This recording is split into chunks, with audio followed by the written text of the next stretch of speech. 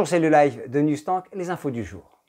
Voici les premiers résultats de notre étude Newstank ad hoc Metis, vivre et travailler confinés dans l'ESRI, l'enseignement supérieur, la recherche et l'innovation.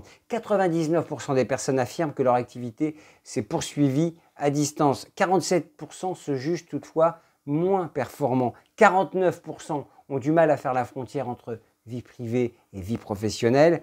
74% utilisent des nouveaux outils, 57% des répondants pensent que leurs pratiques professionnelles vont changer durablement. Ce sont 633 personnes qui ont répondu à notre enquête « Vivre et travailler confinés dans l'ESRI ».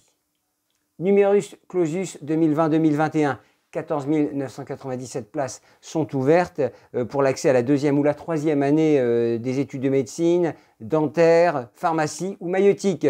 Plus de 60% de ces places sont réservées, on s'en doute, à la médecine. En Allemagne, le pays va concentrer ses financements publics pour la recherche sur 3 priorités. La souveraineté technologique, l'industrie pharmaceutique et l'hydrogène vert, indique la ministre allemande de l'Éducation, de l'Enseignement supérieur et de la Recherche. Une enquête sur les étudiants internationaux en France, ils sont 80% à être satisfaits de leur accueil. 73% des étudiants ont eu besoin d'un visa et n'ont rencontré que peu de difficultés pour l'obtenir. 52% ont trouvé difficile les démarches administratives en France.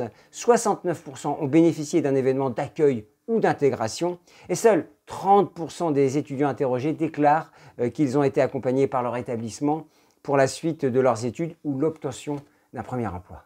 À découvrir sur le site campusmatin.com comment ParisTech et Kedge recrutent en ligne leurs étudiants internationaux. La rédaction a regardé comment, face à la crise sanitaire mondiale, les établissements adaptent leurs dispositifs de recrutement des étudiants étrangers. Voilà, c'était le live de Newstank. À demain.